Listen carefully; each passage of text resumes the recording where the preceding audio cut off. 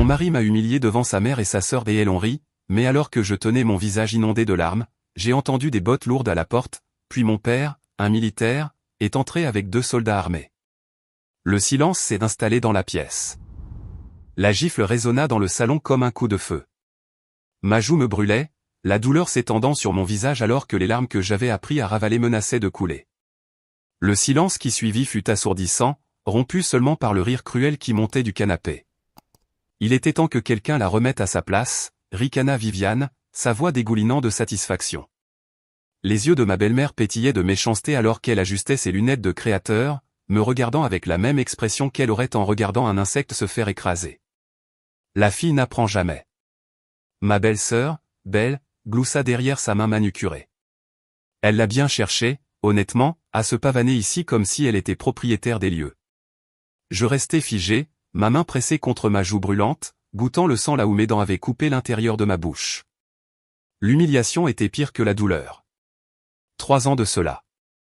3 ans à être leur punching ball, leur divertissement, leur exutoire pour chaque impulsion cruelle. Mon mari, Trevor, fléchit les doigts comme pour se débarrasser de l'impact. Son visage ne montrait aucun remords, seulement le regard satisfait d'un homme qui venait de rappeler à tout le monde qui était le chef. Peut-être que maintenant tu y réfléchiras à 2 fois avant de me mettre dans l'embarras devant mes collègues, dit-il en redressant sa cravate avec une indifférence désinvolte. Ta petite crise au dîner de ce soir était inacceptable, Mia. Totalement inacceptable. Ma crise. J'avais simplement demandé qu'il ne me coupe pas la parole lorsque la femme de son patron m'avait interrogé sur mon diplôme d'infirmière. C'était tout. C'était mon crime. Les larmes coulèrent quand même, silencieuses et chaudes, ruisselant sur mon visage alors que je les fixais tous les 3. Viviane se prélassait dans son fauteuil trône. Belle était recroquevillée sur le canapé comme un chat satisfait, et Trevor se tenait au-dessus de moi tel un général conquérant. Aucun d'eux n'entendit la porte d'entrée s'ouvrir. Aucun d'eux ne remarqua les pas mesurés traversant le hall d'entrée en marbre, mais moi si. Je me tournai vers l'entrée du salon juste au moment où mon père apparut, flanqué de 2 hommes en treillis militaires. Le colonel James Candan se tenait dans l'embrasure de la porte, ses yeux gris acier scrutant la scène avec la précision calculatrice d'un homme qui avait passé 30 ans à lire les champs de bataille.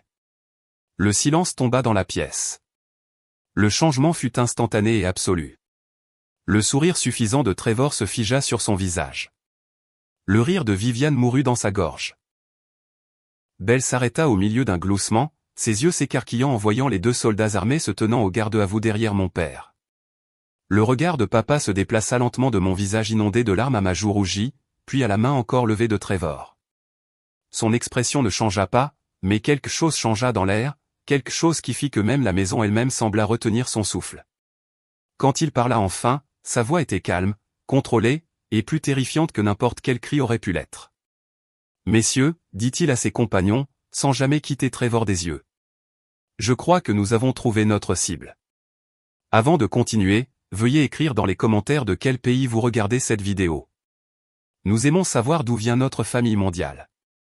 Et si c'est votre première fois sur cette chaîne, veuillez vous abonner. Votre soutien nous aide à vous apporter encore plus de récits de vengeance épique de la vie. Bonne écoute. 6 heures plus tôt. J'aurais dû savoir que la soirée se terminerait mal quand Viviane a commencé à réarranger les couverts. Non, non, Mia, dit-elle en déplaçant pour la 3e fois ma fourchette à salade soigneusement positionnée. Le cristal de Waterford va à droite. Combien de fois devrais-je te le dire? Le patron de Trevor attend de l'élégance, pas quoi que ce soit. Je ravalai ma réponse et ajustai de nouveau la fourchette, la regardant inspecter la salle à manger comme un général passant ses troupes en revue. Tout devait être parfait pour la visite de Monsieur Braxton. Trevor convoitait une promotion au cabinet d'avocats depuis des mois. Et le dîner de ce soir était censé sceller l'affaire. Les fleurs sont trop hautes, annonça Belle depuis son perchoir sur le comptoir de la cuisine, se limant les ongles pendant que je finissais les amuse-gueules. Elles bloqueront la conversation. Honnêtement, Mia, c'est comme si tu n'avais jamais reçu auparavant. Je ne l'ai jamais fait, voulais-je dire, parce que vous ne me laissez jamais faire, mais j'avais appris à me taire. 3 ans de mariage m'avaient au moins appris cela. Trevor apparut à l'entrée de la cuisine, ajustant ses boutons de manchette avec cet air important qu'il avait perfectionné depuis qu'il était devenu associé junior. Il était beau dans son costume sur mesure, il l'était toujours. C'est ce qui m'avait attiré chez lui au début. À l'époque où j'étais assez jeune et stupide pour croire que le charme et la beauté signifiaient quelque chose. Combien de temps encore, demanda-t-il en consultant sa Rolex. Braxton sera là dans 1 heure, et je veux que tout soit parfait. Presque terminé, dis-je en déposant la tarte à l'oignon caramélisé sur les assiettes de service. J'avais passé tout l'après-midi à préparer son apéritif préféré à partir de rien. De la même manière que j'avais appris à préparer toutes ses choses préférées, de petits gestes d'amour qui étaient en quelque sorte devenus des exigences, des attentes, des demandes. Il passa derrière moi, plaçant ses mains sur mes épaules dans ce qui aurait pu ressembler à de l'affection pour un observateur. Mais je sentis la tension dans sa poigne, l'avertissement subtil. « Tu sais à quel point ce soir est important » murmura-t-il près de mon oreille. « Ne me mets pas dans l'embarras. » Les mots me frappèrent comme de l'eau glacée. Je me tournai pour lui faire face, cherchant dans ses yeux une trace de l'homme que j'avais épousé, mais ne trouvant qu'un calcul froid. « Quand est-ce que je t'ai déjà mis dans l'embarras » demandai-je doucement. Son sourire était acéré.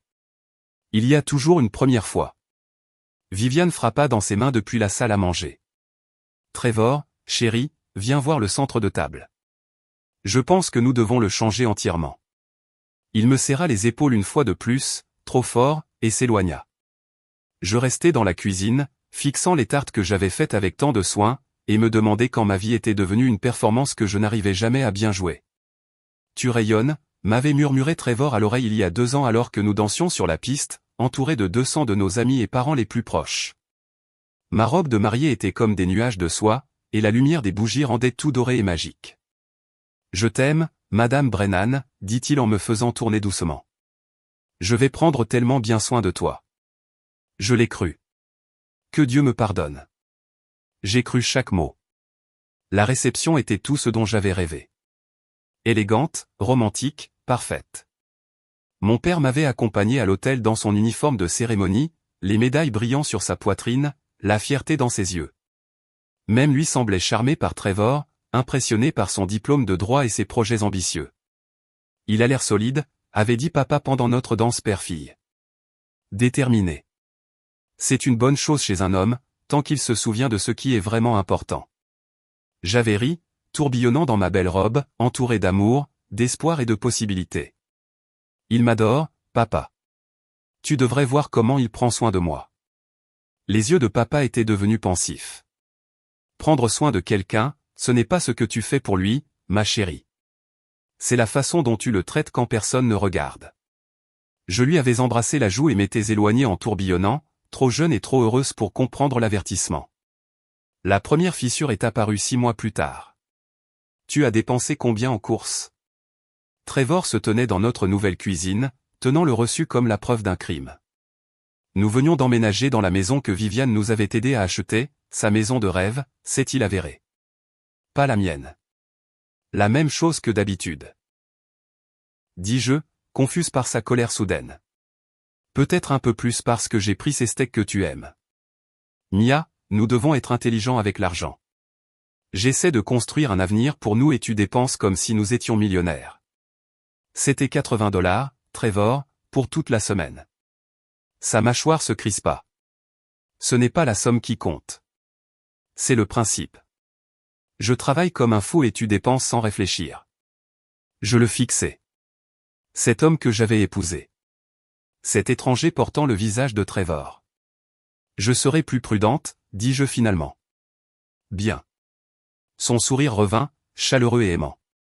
Je suis désolé, bébé. Je suis juste stressé par le travail. Tu comprends, n'est-ce pas? Je hochai la tête parce que je comprenais, ou du moins je le pensais. La deuxième fissure est survenue 1 mois plus tard, lorsque j'ai mentionné que je voulais prendre des gardes supplémentaires à l'hôpital. Absolument pas, dit-il, sans lever les yeux de son ordinateur portable. Ma femme n'a pas besoin de travailler le week-end. Que penseraient les gens? Que je suis dévoué à ma carrière? Que je ne peux pas subvenir aux besoins de ma famille? Famille? Le mot flottait entre nous, chargé de promesses et d'attentes pour lesquelles je n'étais pas prête.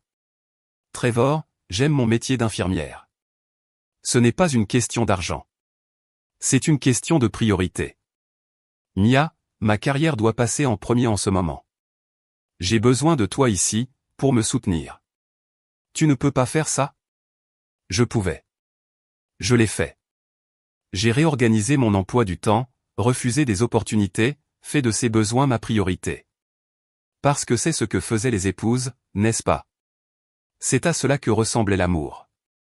Mais tard dans la nuit, allongé à côté de lui dans notre lit, je fixais le plafond et me demandais quand aimer quelqu'un avait commencé à ressembler à se perdre soi-même. Vivian Brennan avait perfectionné l'art de la cruauté déguisée en sollicitude. « Oh, ma chérie », dit-elle en touchant le tissu de ma robe lors de notre premier dîner de famille après la lune de miel. « Est-ce que ça vient de chez Target? Comme c'est pratique. » Trevor a ri. A littéralement ri du compliment déguisé de sa mère. « Maman, tout le monde ne peut pas faire ses courses chez Nordstrom. » Bien sûr que non, sourit doucement Viviane. Je veux juste que Mia représente bien la famille. L'image est si importante dans le cercle d'affaires de ton père. J'avais dépensé une semaine de salaire pour cette robe, la trouvant belle, appropriée, moi. Mais sous le regard scrutateur de Viviane, je me sentis bon marché, minable et complètement déplacé dans leur salle à manger immaculée. Je pourrais t'emmener faire les magasins un de ces jours, proposa Belle avec un faux enthousiasme. T'aider à trouver ton style. Mon style?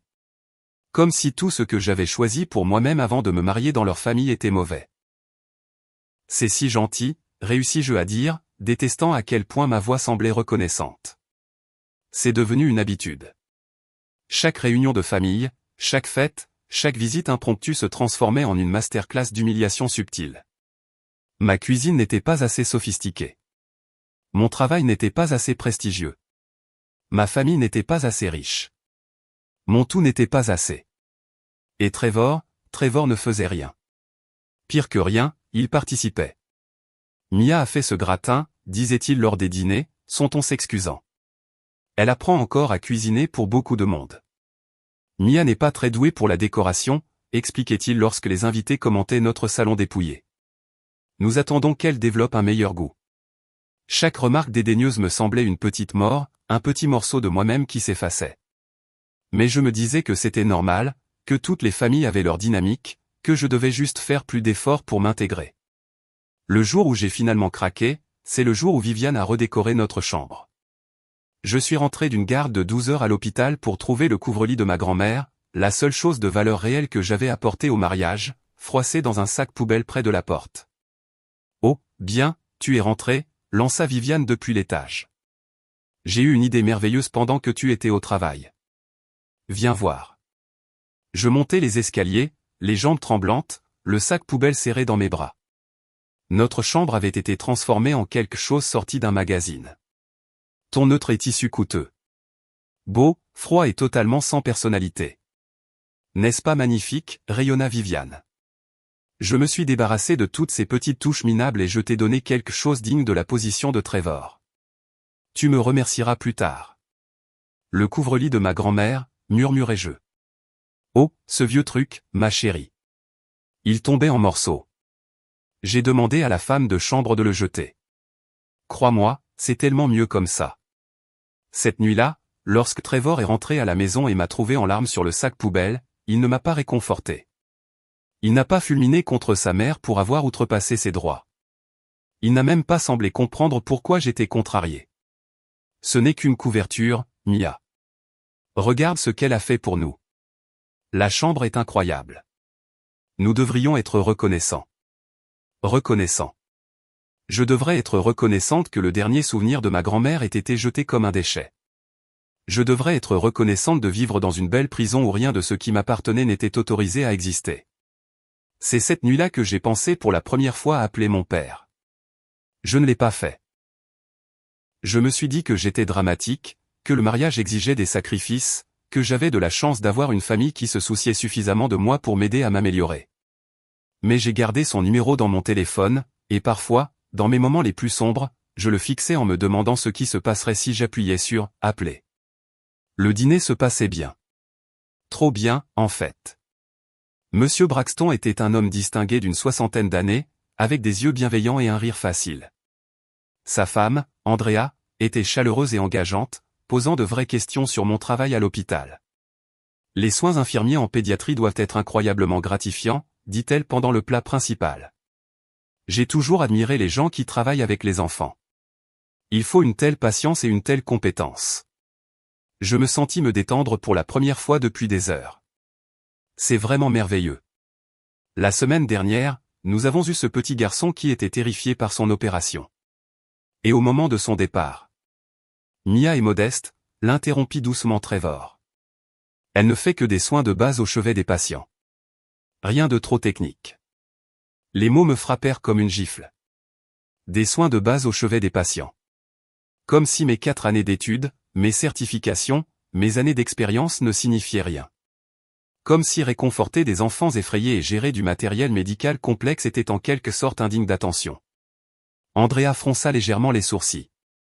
En fait, les soins infirmiers en pédiatrie exigent une formation spécialisée approfondie. Ma fille y a pensé avant de se lancer en médecine familiale. Oh, oui, dis-je en retrouvant ma voix. La formation continue à elle seule. Mia a tendance à exagérer son rôle, intervint Trevor avec un rire qui n'atteignit pas ses yeux. Vous savez comment c'est. Tout le monde veut paraître important. La table devint silencieuse. Même Viviane avait l'air mal à l'aise, que ce soit à cause de la grossièreté de Trevor ou du malaise du moment, je ne saurais le dire. Monsieur Braxton s'éclaircit la gorge. En fait, Trevor, je pense que votre femme partageait quelque chose de significatif. Andrea, vous posiez des questions sur le petit garçon. Il se tourna vers moi avec attente, et je vis quelque chose dans ses yeux. Du respect, des encouragements, un intérêt sincère. Il y avait si longtemps que quelqu'un ne m'avait pas regardé de cette façon. Il avait 7 ans, continuai-je, ma voix plus forte maintenant. Il avait subi une opération pour une tumeur au cerveau et il était convaincu qu'il se réveillerait différent. Alors, nous avons passé des heures à parler de super-héros, de la façon dont les gens obtiennent parfois des pouvoirs spéciaux en traversant des épreuves difficiles. Quand il s'est réveillé, la première chose qu'il a dite, c'est qu'il se sentait plus courageux. Les yeux d'Andrea se remplirent de larmes. C'est magnifique. Quel cadeau vous lui avez fait. Ça fait juste partie du travail, dis-je, mais je souriais. Non, dit fermement Monsieur Braxton. C'est du leadership. C'est le genre d'intelligence émotionnelle qui fait la différence entre de bons soins de santé et des soins de santé exceptionnels. Je sentis quelque chose se déployer dans ma poitrine. De la fierté, de la validation, le sentiment oublié d'être vu et apprécié. Pendant un instant, je me suis souvenu de qui j'étais avant de devenir la femme de Trevor. Avant de laisser sa famille me remodeler à leur idée de ce qui était acceptable. Mais le visage de Trevor s'assombrissait à chaque mot d'éloge. Et je savais que je paierais pour ce moment plus tard. Le reste du dîner se passa dans un brouillard de conversations forcées et de tensions croissantes. Je pouvais sentir la colère de Trevor rayonner à travers la table, même s'il maintenait sa façade charmante pour nos invités. Lorsque les Braxton sont finalement partis avec de chaleureuses poignées de main et de sincères compliments sur la soirée, je savais que le masque allait tomber. Je ne savais tout simplement pas à quel point ce serait laid. C'était quoi, ça? La voix de Trevor était d'un calme mortel alors que la porte d'entrée se refermait derrière nos invités. Viviane et Belle s'étaient retirées dans le salon avec leur vin, nous laissant seuls dans le hall d'entrée. C'était quoi, demandai-je, bien que je sache exactement ce qu'il voulait dire. Ne fais pas l'idiote, Mia. Tu as complètement monopolisé la conversation. Tu t'es mise au centre de l'attention. Tu m'as fait passer pour quelqu'un qui n'apprécie pas sa propre femme. Je répondais aux questions d'Andrea. Elle était intéressée par. Elle était polie. Sa voix s'éleva légèrement avant qu'il ne se reprenne, jetant un coup d'œil vers le salon. Et tu en as fait une sorte de spectacle, parlant sans cesse de ton travail comme si tu étais une sorte d'héroïne. Je n'étais pas. Tu m'as mis dans l'embarras. Devant mon patron, devant l'homme qui contrôle mon avenir au cabinet. Je le fixais, cet homme que j'avais promis d'aimer et d'honorer, et je sentis quelque chose changer en moi. Je t'ai mis dans l'embarras en étant doué dans mon travail. Tu m'as mis dans l'embarras en oubliant ta place. Les mots restèrent suspendus dans l'air entre nous comme un gant de défi. Ma place. Comme si j'étais une sorte de servante médiévale qui osait parler au-dessus de sa condition. Ma place, répétai-je lentement. Tu sais ce que je veux dire. Non, Trevor. Je ne sais pas.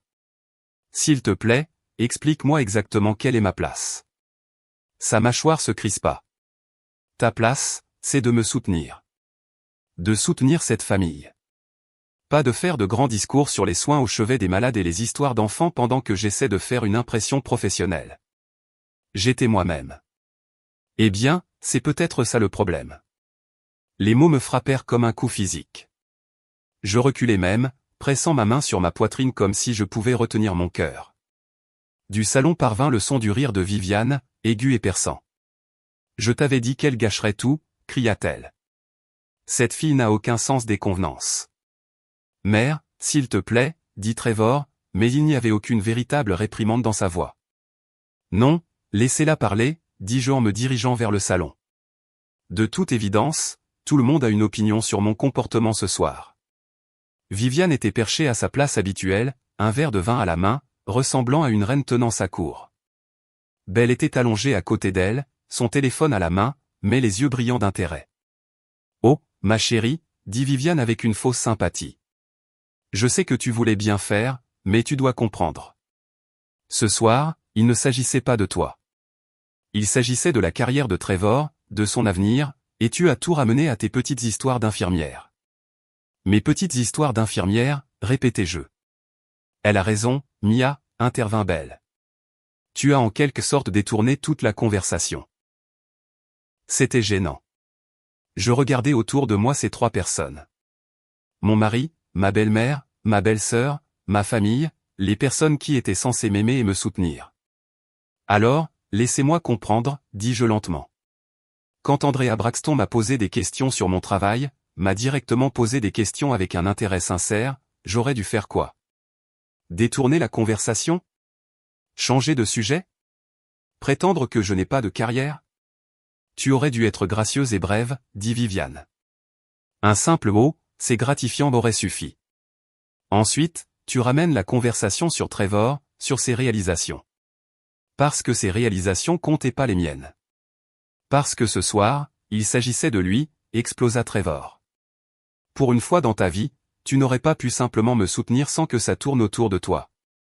L'accusation était si injuste, si complètement à l'envers que je ris. Un rire bref et amer qui sembla surprendre tout le monde, y compris moi-même. Te soutenir, Trevor. Je n'ai fait que te soutenir pendant 3 ans. J'ai réorganisé mon emploi du temps en fonction de tes besoins. J'ai laissé ta mère redécorer notre maison, jeter mes affaires, dicter ma garde-robe.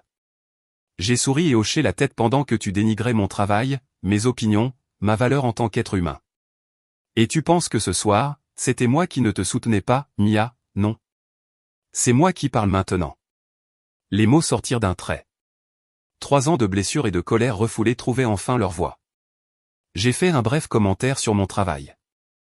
Un travail dans lequel je suis doué, un travail qui compte, un travail qui aide les gens, et tu as agi comme si j'avais commis un crime terrible.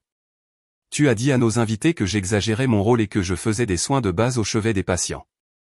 Tu as diminué tout ce pourquoi j'ai travaillé, tout ce que je suis, parce que cela aurait pu te faire paraître moins important pendant 5 minutes. La pièce était maintenant plongée dans un silence de mort. Même Belle avait posé son téléphone. Tu as fait ton choix ce soir, Mia, dit Trevor, la voix froide. Tu as choisi de me mettre dans l'embarras, de te faire passer en premier, de montrer à tout le monde que tu ne me respectes pas, ni notre mariage. Eh bien, félicitations. Tu as eu ton moment de gloire. Et tu as fait ton choix aussi, dis-je doucement. Tu as choisi de me rabaisser devant des gens qui essayaient de m'élever. Tu as choisi de protéger ton ego au lieu de ta femme. Tu as choisi de te ranger du côté de la cruauté de ta mère au lieu de défendre la femme que tu as épousée. Comment oses-tu? Comment j'ose quoi? Dire la vérité? Souligner qu'en 3 ans de mariage, tu ne m'as jamais défendu une seule fois. Jamais une seule fois tu n'as dit à ta mère de se calmer. Jamais une seule fois tu ne m'as traité comme si j'avais de l'importance. Le visage de Trevor était maintenant rouge de colère, son calme soigneusement entretenu se fissurant enfin. Tu veux savoir ce qui compte? Je vais te dire ce qui compte. Il leva la main. Et pour la première fois de notre mariage, je n'ai pas tressailli. Fais-le, dis-je doucement. Montre-leur exactement qui tu es vraiment. C'est à ce moment-là que la gifle est venue. C'est à ce moment-là que sa mère a ri. C'est à ce moment-là que mon père est entré dans la pièce avec 2 soldats armés. Et c'est à ce moment-là que tout a changé. Le silence s'étira comme une respiration retenue. Mon père se tenait dans l'embrasure de la porte, sa présence remplissant la pièce d'une manière qui n'avait rien à voir avec sa taille physique. Le colonel James Candan n'était pas un homme de grande taille, mais 30 ans dans l'armée lui avaient donné quelque chose de plus puissant que la taille ou la corpulence. Une autorité absolue et inébranlable qui fit soudain sentir à tout le monde dans la pièce comme des enfants pris en faute. Derrière lui, les 2 soldats restaient parfaitement immobiles, leurs yeux balayant la pièce avec une précision professionnelle. Ils ne pointaient pas d'armes ni ne proféraient de menaces. Ils n'en avaient pas besoin. Leur seule présence en disait long sur la gravité de la situation. Mia, dit doucement papa, sans jamais quitter Trevor des yeux. Es-tu blessé? Je touchais ma joue brûlante, goûtant le sang là où mes dents avaient coupé l'intérieur de ma bouche. Je vais bien. Non, dit-il. Tu ne vas pas bien, mais tu iras bien. Trevor était devenu pâle, sa main levée retombant lentement à son côté. Colonel Candan, je peux expliquer. Ah oui? La voix de papa resta conversationnelle, mais quelque chose dans son ton fit reculer Trevor. Expliquez-moi, s'il vous plaît, pourquoi vous venez de frapper ma fille devant des témoins? Ce n'était pas. Je veux dire, nous avions un désaccord. Sergente Justine, dit papa sans se retourner. Qu'avez-vous observé lorsque nous sommes entrés dans cette pièce? Un des soldats s'avança légèrement. Monsieur, j'ai observé un sujet masculin avec la main levée dans une posture agressive au-dessus d'une femme qui semblait avoir été frappée. La femme présentait des signes visibles d'impact récent au visage. Et vous, caporal Jenkins? Même observation, monsieur. J'ai également noté 2 autres femmes dans la pièce qui semblaient observer l'altercation sans intervenir. Papa hocha lentement la tête. Donc, nous avons plusieurs témoignages de violences domestiques. Intéressant.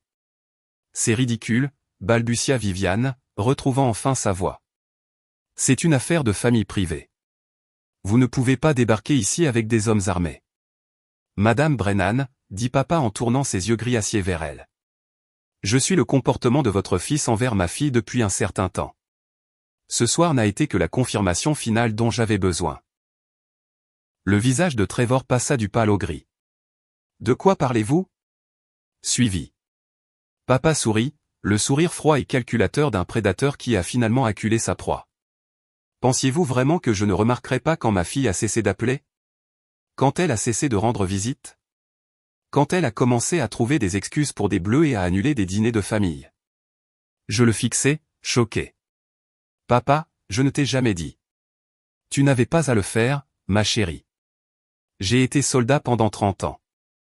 Je sais à quoi ressemble la violence. Je sais aussi ce qui se passe quand on la laisse s'intensifier sans contrôle.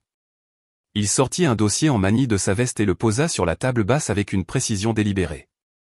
Il y a 3 mois, j'ai engagé un détective privé. C'est incroyable ce qu'on peut apprendre sur une personne quand on essaie vraiment. Trevor, saviez-vous que votre cabinet d'avocat a des politiques très strictes concernant les partenaires qui se livrent à de la violence domestique? Quelque chose à voir avec le maintien de l'intégrité du cabinet. Le visage de Trevor devint blanc. Vous ne pouvez pas, je l'ai déjà fait. Les photographies, les déclarations de témoins et les dossiers médicaux sont assez convaincants. Votre patron, Monsieur Braxton, un homme charmant, soit dit en passant, était très préoccupé lorsque je les lui ai montrés cet après-midi.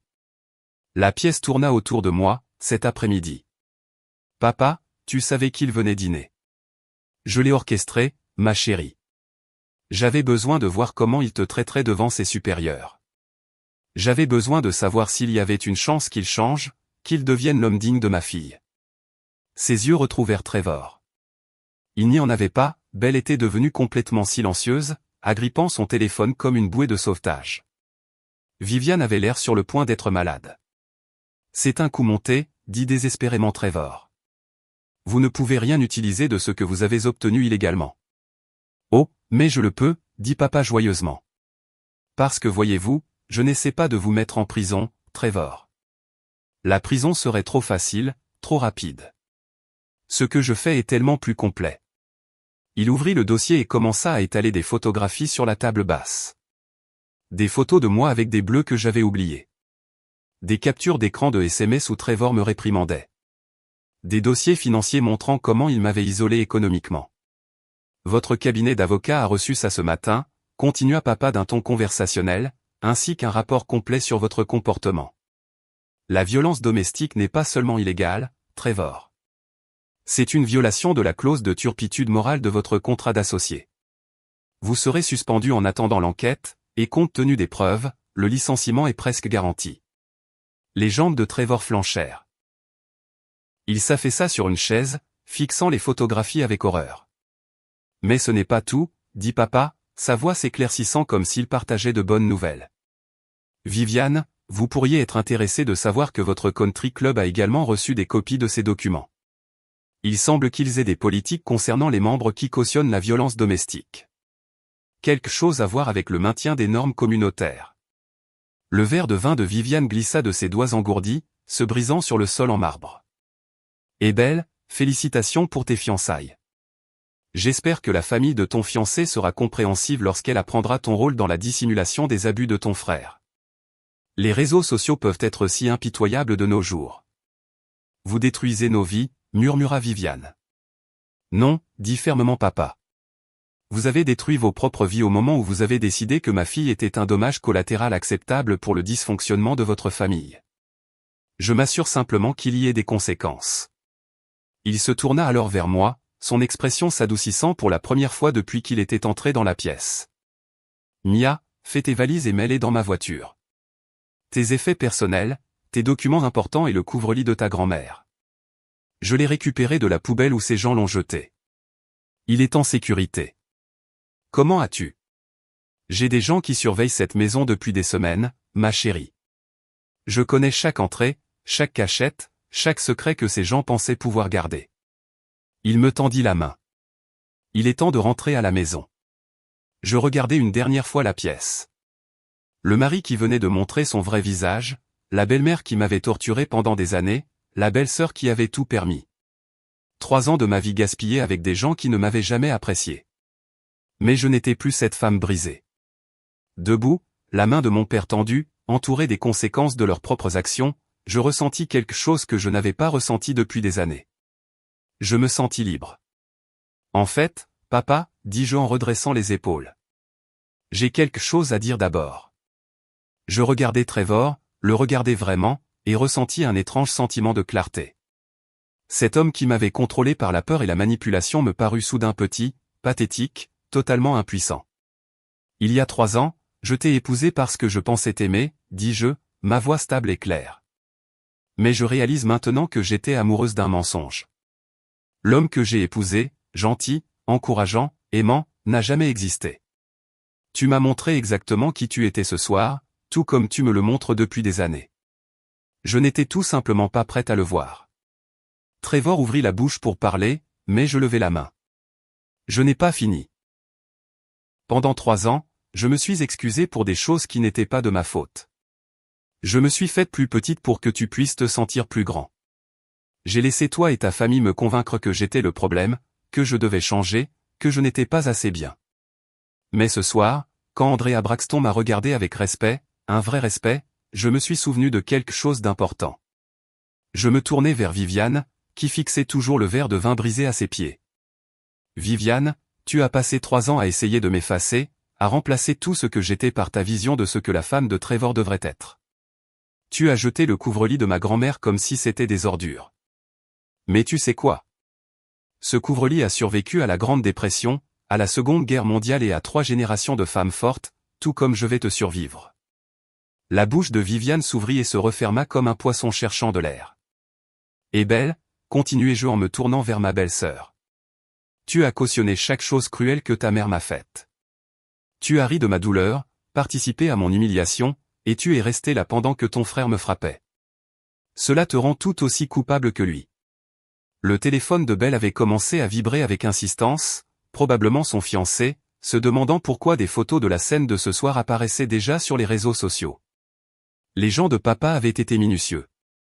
Mais voici ce que vous n'avez pas réussi à comprendre, dis-je en faisant un pas de plus vers Trevor.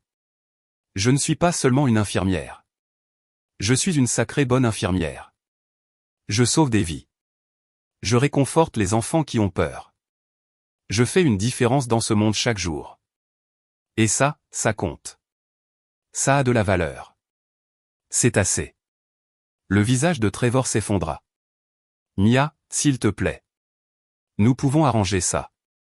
Je vais me faire aider. Je vais changer. Non, dis-je fermement.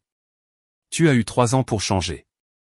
3 ans pour choisir l'amour plutôt que le contrôle, le respect plutôt que la domination, le partenariat plutôt que la possession. Au lieu de ça, tu as choisi de me frapper devant ta mère pendant qu'elle riait. Il n'y a pas de retour en arrière possible. J'ai retiré mon alliance, le magnifique diamant qui avait autrefois symbolisé l'éternité, et je l'ai posé sur la table basse à côté des photographies de mes bleus. Ce mariage est terminé. Mon avocat vous contactera au sujet de la procédure de divorce. Je suis monté faire mes valises, comme papa me l'avait demandé. Tu ne peux pas simplement partir, dit désespérément Viviane. Nous sommes une famille. Nous pouvons arranger ça. Je me tournai pour la regarder une dernière fois. Une famille ne jette pas les choses que vous aimez. Une famille ne rit pas quand quelqu'un se blesse. Une famille ne cautionne pas la violence et n'appelle pas ça de l'amour. Vous n'avez jamais été ma famille, Viviane.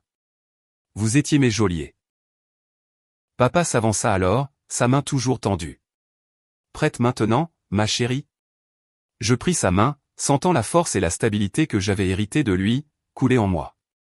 Je suis prête.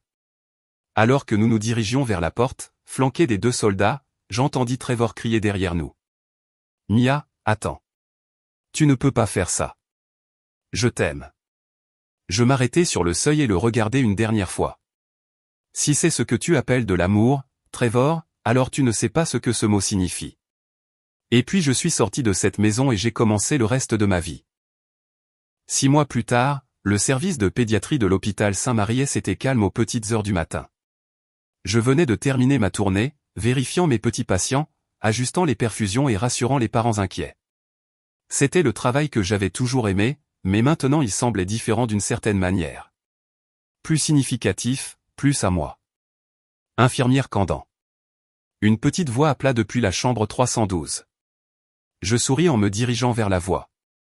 Emma, 6 ans, en post-opératoire pour un problème rénal, était ma patiente depuis 3 jours. Elle avait peur, le mal du pays et son chien lui manquaient terriblement. Qu'est-ce qui ne va pas, ma chérie, demandai-je en m'installant sur la chaise à côté de son lit. Je n'arrive pas à dormir. J'ai mal au ventre et je n'arrête pas de penser à Buster. Et s'il m'oublie? Oh, ma chérie, dis-je en prenant sa petite main dans la mienne. Les chiens n'oublient pas les gens qu'ils aiment. Buster est probablement assis près de la porte de ta chambre en ce moment, attendant que tu rentres à la maison. Vraiment? Vraiment. Et tu sais quoi? Quand tu sortiras d'ici demain, il sera si excité de te voir qu'il te renversera probablement de bisous. Emma gloussa, le son clair dans la pièce sombre. Il fait ça même quand je rentre juste de l'école. C'est parce que tu es sa personne préférée au monde. Je suis resté avec elle jusqu'à ce qu'elle s'endorme, chantant la même berceuse que ma grand-mère me chantait. Celle dont je me souvenais chaque fois que je regardais le couvre-lit maintenant étalé sur mon lit dans mon nouvel appartement. Mon téléphone vibra alors que je sortais de sa chambre. Un SMS de mon père. J'ai vu les nouvelles. Je pensais que tu devrais savoir. En pièce jointe, un lien vers un article d'un journal d'affaires local. Le titre disait « Brennan est associé sous enquête pour faute professionnelle d'un partenaire ». J'ai parcouru l'article en ressentant un étrange mélange de satisfaction et de tristesse. Trevor avait été officiellement licencié du cabinet. L'enquête avait révélé non seulement les preuves de violence domestique que papa avait fournies, mais aussi des irrégularités financières et des plaintes de clients qui avaient été étouffées en raison de ses relations familiales. Le cabinet d'avocats faisait maintenant face à un recours collectif d'anciens clients qui affirmaient que Trevor avait mal géré leur dossier. Un autre SMS est apparu. Celui-ci de mon avocat. Les avocats de Viviane veulent régler le procès en diffamation à l'amiable. Elle offre une restitution complète pour vos effets personnels plus des dommages et intérêts. On dirait que l'exil des réseaux sociaux coûte cher. Je souris, me souvenant comment la réputation parfaite de Viviane s'était effondrée en quelques semaines après la révélation de papa. L'expulsion du country club n'avait été que le début. Lorsque les photos et les enregistrements sont devenus viraux, soigneusement édités pour protéger ma vie privée tout en exposant leur cruauté, Viviane était devenue une paria sociale du jour au lendemain. Ses postes au conseil d'administration d'œuvres de bienfaisance, son travail de bénévole, toute son image soigneusement construite avait disparu comme de la fumée. Le meilleur dans tout ça, c'est qu'elle ne pouvait même pas m'en vouloir. Chaque élément de preuve provenait de leurs propres actions, de leurs propres mots, de leurs propres choix. Mia. Le docteur Arabella Cohen apparut à mon coude. Votre préparation pour la chirurgie de 7 heures est prête en salle 318. Et félicitations, au fait. Félicitations? Il sourit. Vérifiez vos emails. Le comité de promotion s'est réuni hier. Mes mains tremblaient en consultant mes emails professionnels sur mon téléphone. C'était là. Félicitations pour votre promotion au poste de superviseur des soins infirmiers en pédiatrie. Vos qualités de leadership et votre dévouement aux soins des patients font de vous un choix évident pour ce rôle. Le poste que j'avais discrètement visé pendant des années. Celui que Trevor avait toujours rejeté comme ne valant pas le stress. Celui qui s'accompagnait d'une augmentation de salaire significative et de l'autorité nécessaire pour mettre en œuvre les programmes de soutien familial dont j'avais rêvé. J'ai pensé appeler quelqu'un pour partager la nouvelle, puis j'ai réalisé avec un sursaut que je voulais appeler mon père. Non pas parce que j'avais besoin de son approbation, mais parce que je savais qu'il serait fier. Il y avait une différence, que j'apprenais encore à reconnaître. Un autre SMS. Celui-ci d'un numéro inconnu. Mia, c'est Andrea Braxton. J'ai eu votre numéro par l'annuaire de l'hôpital. Seriez-vous intéressé à prendre la parole lors de notre conférence sur le leadership féminin le mois prochain? Nous avons besoin de quelqu'un qui comprend l'importance de trouver sa voie. Je fixai le message, me souvenant de ce terrible dîner il y a 6 mois. Andrea m'avait contacté plusieurs fois depuis, non par pitié, mais par un respect sincère pour ce que j'avais survécu et surmonté. Elle était devenue un mentor inattendu, me montrant à quoi ressemblaient réellement des relations professionnelles de soutien. Je serais honoré, ai-je répondu par SMS. Bonne nouvelle, demanda le docteur Cohen, remarquant mon sourire. La meilleure, dis-je. J'ai l'impression que ma vie commence enfin. 1 an plus tard, la salle de conférence de Saint-Maries était bondée d'infirmières, de médecins et d'administrateurs de la santé.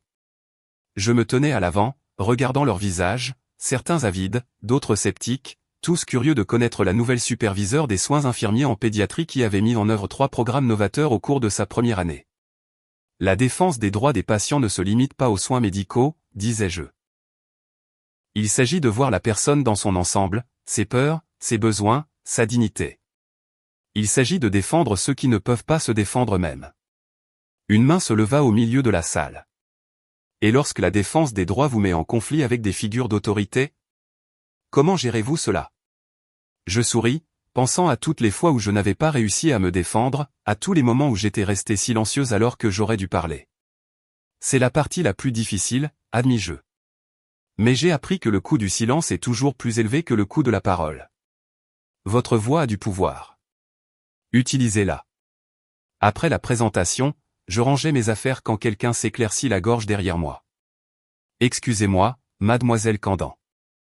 Je me retournai pour trouver une jeune femme, peut-être 25 ans, avec des yeux nerveux et un bleu au poignet qu'elle essayait de cacher avec sa manche. Je suis Lisa, dit-elle doucement. Je suis une nouvelle infirmière ici et je me demandais si je pouvais vous parler un jour en privé. Mon cœur se serra. Je me vis dans sa posture nerveuse, sa façon prudente de parler, la façon dont elle ne cessait de jeter des coups d'œil à la porte comme si quelqu'un pouvait l'observer. Bien sûr, dis-je doucement. Mon bureau est toujours ouvert. Ou si vous préférez un endroit plus privé, nous pourrions prendre un café. Le soulagement inonda son visage. Un café, ce serait bien. Il y a certaines choses, certaines situations que je gère à la maison, et j'ai entendu dire que vous pourriez comprendre. Je comprends, dis-je. Et je veux que vous sachiez que quoi que vous traversiez, vous n'êtes pas seul. Elle hocha la tête, les larmes menaçant de couler. Merci. J'essaie de trouver comment trouver le courage. Le courage est déjà là, lui dis-je. Parfois, nous avons juste besoin d'aide pour le reconnaître. Après son départ, je suis resté assise dans mon bureau un long moment, pensant à la réaction en chaîne qui avait commencé avec l'entrée de papa dans ce salon. Ma liberté avait conduit à la chute de Trevor, ce qui avait conduit à ma promotion, ce qui avait conduit à des programmes qui aidaient d'autres personnes à trouver leur force. Mon téléphone sonna, interrompant mes pensées. Le nom de papa apparut sur l'écran. Salut, papa. Salut, ma chérie. Comment s'est passée la présentation? Très bien. Je pense que nous allons obtenir l'approbation pour le programme de dépistage de la violence domestique. Je suis fier de toi, Mia, non seulement pour avoir survécu à ce que tu as traversé, mais pour l'avoir transformé en quelque chose qui aide les autres. Je souris, regardant par la fenêtre de mon bureau la ville au-delà. J'ai eu un bon professeur. À ce propos, comment se passe la retraite? Il gloussa. Je ne peux pas me plaindre, mais j'ai peut-être trouvé un nouveau projet. Il y a un programme de soutien aux anciens combattants qui auraient besoin d'une aide organisationnelle. Papa, dis-je en riant. Tu es à la retraite depuis 3 mois. Tu es censé te reposer. Se reposer, c'est surfait. De plus, certaines batailles valent la peine d'être menées même lorsque la guerre est officiellement terminée. Après avoir raccroché, j'ai sorti le dossier de ma prochaine proposition de projet, un groupe de soutien pour les travailleurs de la santé confrontés à la violence domestique. Les statistiques étaient stupéfiantes. Les mêmes personnes qui passaient leur journée à prendre soin des autres rentraient souvent chez elles dans des situations où elles ne recevaient aucun soin. Mon ordinateur sonna avec un nouvel email. Le nom de l'expéditeur me fit sursauter. Belle Brennan Morrison. J'hésitais avant de l'ouvrir. Au cours de l'année qui s'était écoulée depuis que j'avais quitté Trevor, j'avais entendu des bribes d'informations sur sa famille par le biais des procédures judiciaires. Viviane avait déménagé en Floride pour vivre avec sa sœur. Sa réputation était en lambeaux. Trevor avait fait faillite et travaillait dans un petit cabinet dans un autre état. Mais Belle? Chère Mia, commençait l'email. Je sais que je n'ai aucun droit de vous contacter, et je comprendrai si vous supprimez ce message sans le lire, mais je devais essayer de m'excuser pour ma part dans ce qui vous est arrivé. Mes fiançailles ont pris fin 6 mois après la publication des photos de cette nuit-là. Au début, j'étais en colère contre vous, contre votre père, contre toute la situation. Mais avec le temps, j'ai commencé à comprendre ce que nous vous avions fait, ce que j'avais fait. J'ai regardé mon frère vous faire du mal et je n'ai rien dit.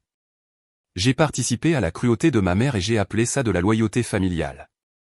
J'ai cautionné la violence et je me suis convaincu que ce n'était pas ma responsabilité de l'arrêter. J'ai commencé une thérapie pour comprendre pourquoi j'ai fait ces choix. J'apprends sur les traumatismes, sur les comportements de facilitation, sur les dommages que nous causons lorsque nous restons silencieux face à l'injustice. Je n'attends pas de pardon.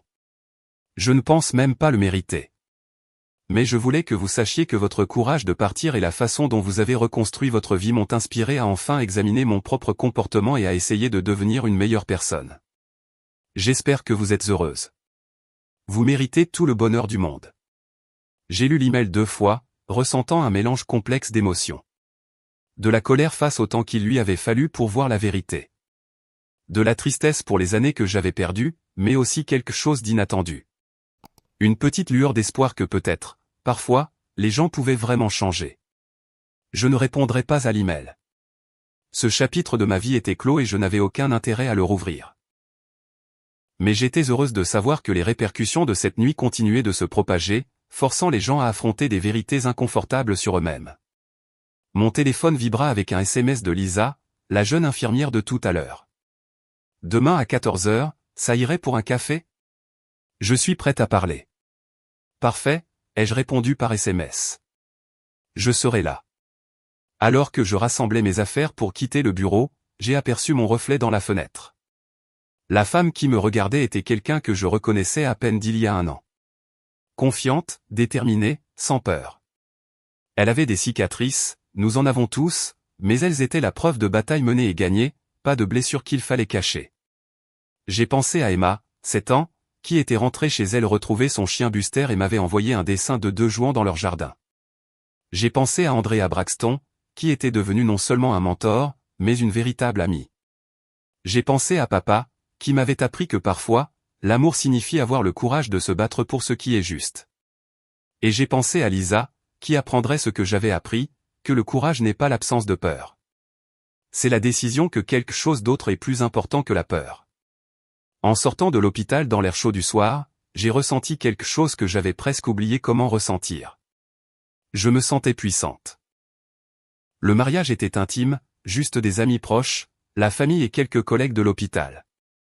Je me tenais devant le miroir de ma chambre d'enfant, ajustant la simple robe blanche que j'avais choisie moi-même, sans l'avis de quiconque pensait savoir mieux que moi. Tu es magnifique, ma chérie.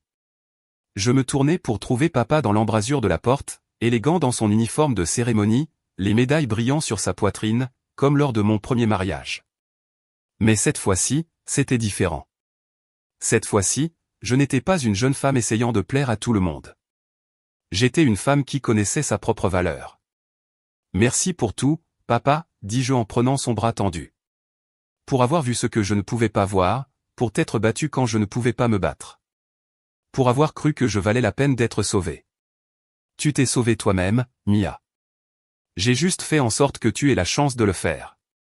La cérémonie a eu lieu dans le jardin commémoratif de l'hôpital, entouré de fleurs, de soleil et de personnes qui se souciaient sincèrement de mon bonheur. Le docteur Arabella Chin avait proposé d'officier.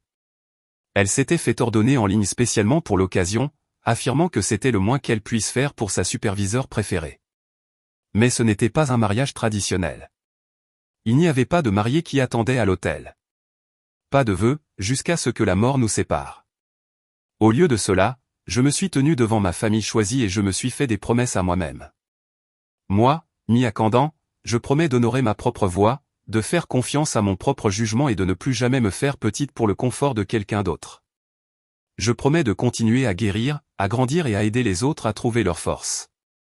Je promets de me souvenir que je suis assez, exactement comme je suis. La foule, ma vraie famille, choisie plutôt qu'héritée, a applaudi alors que je glissais une simple bague en argent à mon propre doigt. Une bague de promesse, une bague d'engagement, un rappel que la relation la plus importante que j'aurais jamais été celle avec moi-même. Plus tard, à la réception dans la cafétéria de l'hôpital, transformée avec des guirlandes lumineuses et des fleurs offertes par les familles de patients reconnaissants, je me suis retrouvé entouré d'amour dans sa forme la plus pure. Des collègues qui respectaient mon travail, des amis qui appréciaient mon amitié, des familles de patients qui avaient été touchés par mes soins. Et dans un coin, presque inaperçu des autres invités, était assise Lisa, non plus la jeune infirmière effrayée qui avait demandé de l'aide il y a 2 ans, mais une femme confiante qui dirigeait maintenant son propre groupe de soutien pour les travailleurs de la santé dans des relations abusives. Un discours, cria quelqu'un, et bientôt toute la salle scanda pour que je parle. Je me levai, regardant ces visages. Ma famille choisie, ma vraie famille, les personnes qui avaient soutenu mon voyage de retour à moi-même. Il y a 2 ans, je pensais que ma vie était finie. Je m'étais tellement perdu que je ne me souvenais même plus de qui j'avais été avant. Mais j'ai appris quelque chose d'important. On ne peut pas détruire quelqu'un qui refuse de rester brisé. Les applaudissements remplirent la salle, mais je levai la main. La femme qui a été frappée dans ce salon, dont on s'est moqué, qu'on a rabaissé et fait se sentir sans valeur, elle fait toujours partie de moi. Mais elle n'est pas tout ce que je suis. Elle est la partie qui a appris la résilience, qui a développé de l'empathie, qui comprend à quel point il est précieux d'être vraiment vu et apprécié. J'ai croisé le regard de papa de l'autre côté de la pièce. Il essayait de ne pas pleurer et échouait complètement. Alors aujourd'hui, il ne s'agit pas seulement de célébrer ma liberté d'un mariage abusif. Il s'agit de célébrer la femme que je suis devenue à cause de cette lutte. Il s'agit de reconnaître que parfois les pires choses qui nous arrivent deviennent le fondement des meilleures choses que nous faisons. Je levai mon verre de cidre pétillant. Aux secondes chances, aux familles choisies et au courage de réécrire nos propres histoires. À la certitude que nous sommes tous dignes d'amour, en particulier de nous-mêmes. Alors que la salle éclatait de cris de joie et d'applaudissements, je ressentis un profond sentiment d'accomplissement. Pas celui qui vient de trouver quelqu'un d'autre pour vous compléter, mais celui qui vient de devenir enfin entière par soi-même. Plus tard dans la soirée, assise dans mon appartement, mon espace décoré de mes affaires, rempli de mes choix, j'ai sorti une lettre sur laquelle je travaillais. Elle n'était adressée à personne en particulier, mais elle contenait tout ce que j'aurais aimé dire à mon moi plus jeune. Tout ce que je voulais que les autres femmes sachent. Chère femme qui se sent piégée, ta situation n'est pas de ta faute, mais ta guérison est ta responsabilité. La personne qui te fait du mal ne changera pas parce que tu l'aimes assez, que tu te sacrifies assez ou que tu deviens assez parfaite. Elle ne changera que si elle choisit de faire le travail. Et ce choix n'a rien à voir avec toi. Tu n'es pas folle. Tu n'es pas trop sensible. Tu ne demandes pas trop quand tu t'attends à être traité avec un respect humain de base. Fais confiance à tes instincts. Ils essaient de te protéger. Partir n'est pas un échec. Rester dans une situation qui détruit ton âme n'est pas de l'amour. Tu ne dois à personne ta destruction. Pas même à ta famille, pas même à la personne que tu as épousée. Tu as plus de force que tu ne le penses. Tu as plus d'options que tu ne peux en voir en ce moment.